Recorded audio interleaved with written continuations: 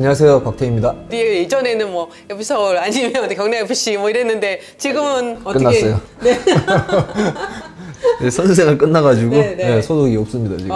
그래도 또 새로운데. 그렇죠. 이제 우리가 사실 그 얘기를 좀 직접 듣고 싶어서 뭐 언제 은퇴하셨는지도 모르게 플레잉 코치로 올 시즌 계시다가 선수가 그만하시고 이제 지도자 생활 시작하셨다고 하는데 좀 설명을 좀 해주십시오. 아니 원래는 이제 등록은 선수인데 지도자 공부하기 위해서 2군을 맡으면서 애들 훈련시키면서 이제 지도자 자격증도 따고 했거든요. 네. 그러면서 진로에 대해서 생각하고 있었는데 이제 서 감독님께서 연락이 오셔가지고 같이 하면 어떻겠나 저희가 왔고 배워보고 싶습니다 해서 이제 중국으로 넘어가게 됐습니다. 지도자 생활을 준비를 하고 계셔서 가는 거는 전혀 문제가 없지만 이렇게 갑자기 그리고 또 다른 나라에서 다른 리그에서 지도자 생활을 할 거라고는 생각을 못했어요. 그러니까 저도 한국에서 할 줄 알았는데 갑자기 중국에서 할 줄은 좋은 몰랐는데 일인데. 네, 그래도 네. 좋은 경험 할 수 있는 첫 무대가 또 해외고 또 해외에서 한다는 거는 좋은 것 같은데 많은 어려움이 있을 거라고 생각하기 때문에 예, 긴장도 되고 뭐 많은 도움이 될 것도 같고 예, 그렇습니다. 예. 박태희 선수가 뭐 일본도 있었었고 또 사우디아라비아에서도 있었었잖아요. 네, 그랬지만 중국은 처음이죠.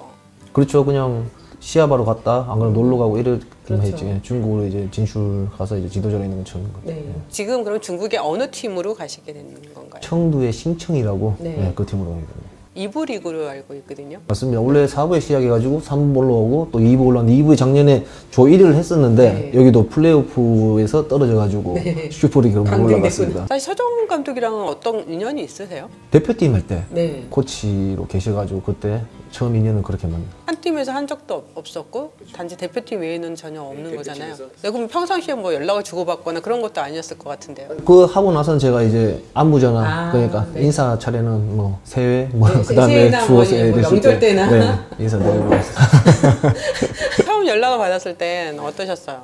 좋은 오빠가 왔기 때문에 네. 고맙습니다. 같이 하겠습니다. 결정을 했죠. 네. 네. 중국의 지도자분들이 좀 많이 있는 걸로 알고 있는데 혹시 어떤 분이 있는지 알고 계시나요? 최강현 감독님 계시고 네. 김문규 감독님, 네. 그다음에 최진환 감독님, 장혜령 감독님 장윤희 감독 계시고 네. 네. 좀 많이 계신 것 같습니다. 네, 올해까지 2020.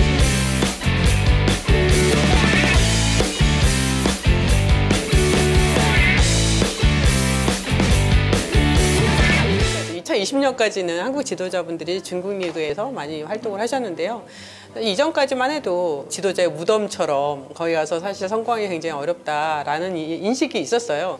곽태희 선수는 어떠세요? 중국에 투자를 많이 하면서 외국인 용병들 감독들 많이 데리고 오셨잖아요. 네. 그러면서 이제 돈 쪽으로 많이 들어가다 보니 수시로 성적에 대한 그 부담감이 커가지고 좀 안 좋으면 감독님들에게 교체되는 상황이 많이 생겼었죠. 네. 예, 우리 팀 같은 경우에도 지금 2부에서 1부 올라가야 되는 게 목적이기 때문에 그게 이루어지지 않는다면 여기도 좀 그런 상황이 생길 수도 있는 거죠. 예. 네. 최강님한테 좀 얘기를 들어보니까 중국 선수들 특유의 굉장히 느긋하고 절대 빨리 움직이지 않고 뭐 제 시간 약속 지키는 선수 거의 없고 이런 부분들이 처음에는 서로 적응하는데 엄청 힘들었다고 하더라고요. 중국인들의 고유의 뭐 문화도 있을 거고 특성도 있을 거고 여러 가지가 있을 것 같은데 처음부터 이걸 확 바꾸기보다는 선수들한테 일일이 가르쳐 주면서 자기들이 이렇게 깨우치게끔 만들어야 될 것 같아요. 하다 보면 여러 가지 문제가 계속 발생할 텐데 예, 미리 하면서 선수도 친근해지면서 조금씩 변화를 주면서 바꿔가는 게 갑자기 바꾼다고 해서 선수들이 확 바뀌는 것도 아니기 때문에 예, 조금씩 주입을 시키면서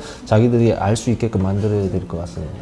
FC서울에서 계약이 끝나고 경남으로 갈 때 그 사이에도 사실 은퇴를 약간 고민을 했던 걸로 알고 있거든요. 왜 이번에 이렇게 정리가 되신 건지. 축구를 늦게 시작했기 때문에 제가 40살까지는 볼 차고 싶다고 했었거든요. 네네. 40살이라는 목표를 이뤘고 네. 지도자의 길을 가야 되기 때문에 원래부터는 준비를 차츰차츰 해온 거죠. 그러면서 딱 제 선수 생활을 그만할 수 있게 내려놓은 거죠. 네, 정말 대단해요. 축구 선수가 40살까지 필드 플레이어로 활약한다는 거는 골키퍼도 아니고 굉장히 어려운 부분인데 그만큼 몸 관리도 잘하셨고 어떻게 시원섭섭 하세요? 선수 생활을 그만두는 게? 이제는 좀 이제 변화가 왔기 때문에 괜찮은데 네. 뭐 처음에는 그렇죠. 원래 선수 원래 운동장에 있을 때가 제일 행복하고 좋잖아요. 예, 그 부분을 이제는 같이 느낄 수 없고 제가 못 느끼니까 그런 부분에 대해서 좀 아쉽고 뭐 여운이 남아 있는 거죠. 그렇죠. 예. 언제 마음이 딱 정리가 됐어요? 올해 초에 하고 구단과 감독님한테 이야기했듯이 내가 시즌 중간에 지도자 자격증을 따르고 할 수가 없잖아. 네. 미리 결정을 했기 때문에 그때부터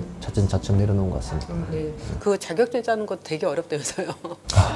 점점 힘들어지더라고요. 점점 보완이 되고. 예, 그 레벨이 있잖아요. 지금 그 곽태 선수가 딴 게 뭐 P A 라이센스가 네. A 다음에 P입니다. 코치 생활을 하면서 경력 쌓고 이제 마지막 레벨이 이제 P를 따야지 이제는 감독 자리를 할 수 있는 거죠. 그럼 P 라이센스가 없으면 감독이 될 수 없는 거네요. P 라이센스가 이제 ACL이나 국제 대회를 나가는 거거든요. 옛날에는 없어도 됐는데 이제는 무조건 장착이 돼야 되기 때문에 P를 따야지만 이제 감독이 자리를 할 수 있는 거예요. A 따기까지 얼마나 시간이 좀 걸렸어요? 일반인은 D부터 올라오는데 우리는 선수들은 C부터 오거든요. C, B, A 이래가지고 몇 년 많이 걸렸죠.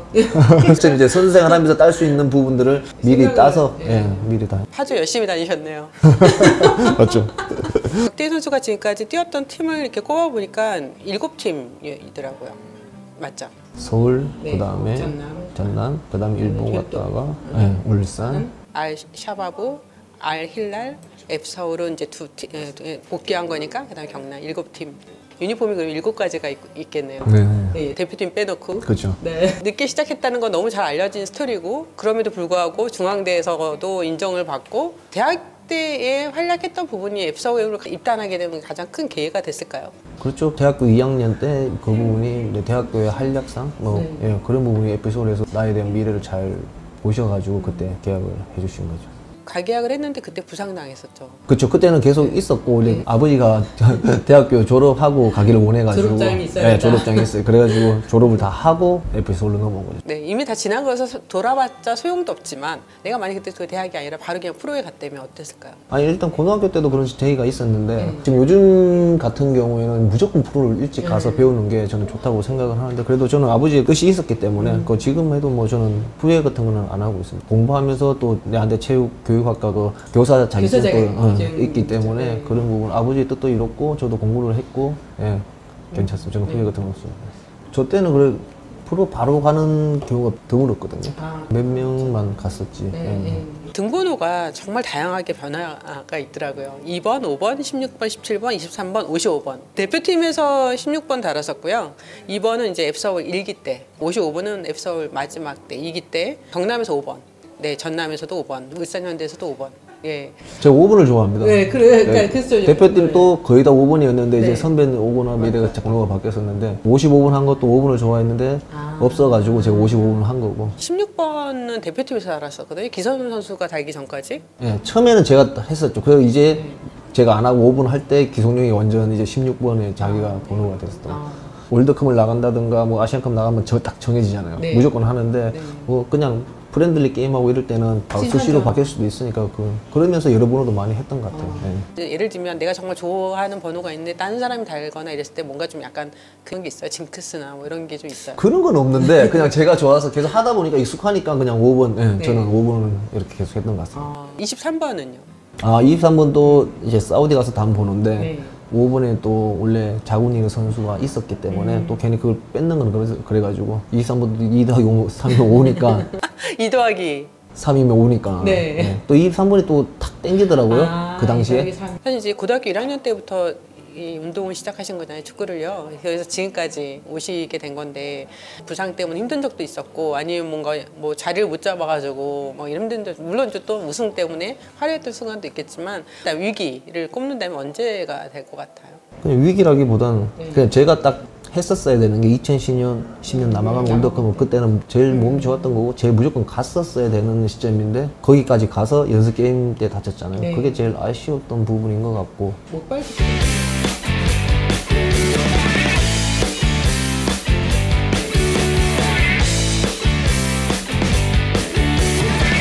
목발 짚고 들어오셨나요? 한국에? 네. 그럼 한국 와서 이제 뭐 수술도 받고 막 이랬을 텐데 그 월드컵이 치러지잖아요. 계속 방송도 하고 어떠셨어요 그때는? 일단 다쳤지만 그래도 같이 훈련했던 선수들하고 동료도 다 있으니까 TV 보면서 계속 응원했었죠. 그걸 함께 못했다는 게 조금 그런데. 처음에 제일 위기는 결국 실명 당했을 때가 가장 큰 위기가 아니었을까 싶어요. 이제 축구를 하고 얼마 안 돼서 바로 했거든요. 1학년 때 해서 이제 얼마 안 돼서 바로 했는데 그 당시에는 정말 이게 수술해도 계속 떨어지기 때문에 이 생활 자체도 힘들 거다. 시력이 떨어진다고 그랬는데 저가 떨어지니까 지금 수술을 망막이 그러니까 사진기 이제 필름이 있어야지 사진이 나오잖아요. 그 저는 필름이 없는 거죠. 근데 그 필름이 이게 일단은 필름이 고장이 났고 네. 그냥 필름은 영상은 안 나오고 네. 근데 그 영상이라도 눈에 붙여놓아 있어야 되는데 이게 또 떨어지면 또 대수술해서 또 이걸 또 붙여놔야 되는 네. 거죠. 그 수술 이후에 한 번도 그런 레이저로 지금 약간씩은 떨어졌는데 다 떨어지게 또 레이저로 다시 수술하고 그건 간단한 거거든요. 네. 네, 그래서 괜찮아요. 수술했는 부위가 또 떨어지면 또 수술해야 되거든요. 눈은 안 보이도 시력이 안 나오는데 네. 또 수술해야 되니까 충격이나 이런 데 절대 위험하니까 생활 잘해야 된다고 했는데 그래도 다행히 수술 잘 되고 또 요즘에 치료가 잘 나와가지고 안 떨어지게 하는 그래가지고 지금까지 아무 문제 없이 일단은 그때가 제일 큰 부상이니까 축구 자체가 아니고 아예 일상생활도 못할 수도 있으니까 그런 부분에 대해서는 컸죠.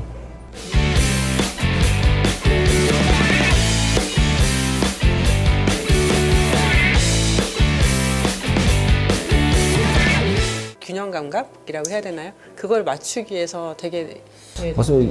앞에 사물과 근거리는 것도 안 보이고 많이 힘들었죠. 지금 또 불빛이나 햇빛 뭐 밤에 어두울 때 라이트나 이럴 때는 좀 그래요. 지금. 보안경을 쓴다고 해서 되는 건 아니고 그런 시력 자체는 아예 없으니까. 네, 이제 이쪽 눈이 이제 안 나빠지게 관리를 잘해야 되는. 축구는 선수와 선수끼리 몸으로 부딪혀야 되는 그런 운동이잖아요. 격렬하게. 그런 상황에서는 어디에서 뭐가 생길지 모르거든요. 그렇죠. 그런 두려움이 굉장히 컸을 것 같아요. 원래 다 선수들이 큰 부상 나고 돌아오면 거기가 다칠까봐 그런 경우가 많은데 저도 초반에는 정말 그랬죠. 헤딩 자체도 못하고 그랬었는데 그게 점점 이렇게 지나다 보니 또 그것도 적응이 되더라고요. 원래 이제 높이뛰기 선수를 했던 상황. 아니요, 그게 잘못 보도 나온 게 보도가. 전부 다 높이뛰기 해가지고 점프력이 좋다 막 이래 댓글도 나오고 이랬었는데 그게 아니라 네. 초등학교 때 보면은 학교에서 대회 나가는 게 있잖아요. 하죠. 학교마다 네, 학교마다 체육대 네. 100m, 200m 계주 나갈 거 아니에요. 100m 하고 그게 멀리뛰기 했었죠. 근데 그게 와전이 돼가지고 이제 멀리뛰기가 높이뛰고 되고 높이뛰기 선수를 했다고 이렇게 나오더라고요. 경북 칠곡군 외관리에서 태어났잖아요. 그렇죠. 작아요, 작고 시골이죠. 거기서 성장하신 거죠. 학교. 고등학교 뭐 육상부 이런 거 있는데 전문적으로 옛날에 뭐 농구부가 있고 축구부가 있고 뭐 이런 뭐 골프 자체도 아무것도 없었거든요. 거기서 이렇게 F서울에 입단했다는 거는 그 당시만 해도 그렇죠. 촌에 무슨 뭐 플랜카드 걸려 있고 그러지 않았어요? 동네 다 붙여 있는 거죠. 진짜? 여기서부터 끝까지 다 붙여져 있고 그다음에 뭐 월드컵 나가도 어디 나가도 이래 보면 전체 다 붙여져 있어요. 아버님이 처음엔 반대하셨는데 진짜 많이 흥분하셨겠어요. 아버지 좋아하십니다. 네. 이거 해야 돼요? 편하게 하고 있는 거. 아니, 말로 표현할 수가 없죠, 이거. 나오기 전부터 저기서 내 이름을 막 박태, 막 부르거든요. 그래서 느껴봐야 됩니다. 집까지. 옛날에 부상 당해가지고 독일로 재활하러 갔었는데, 여긴 또 부상으로 재활.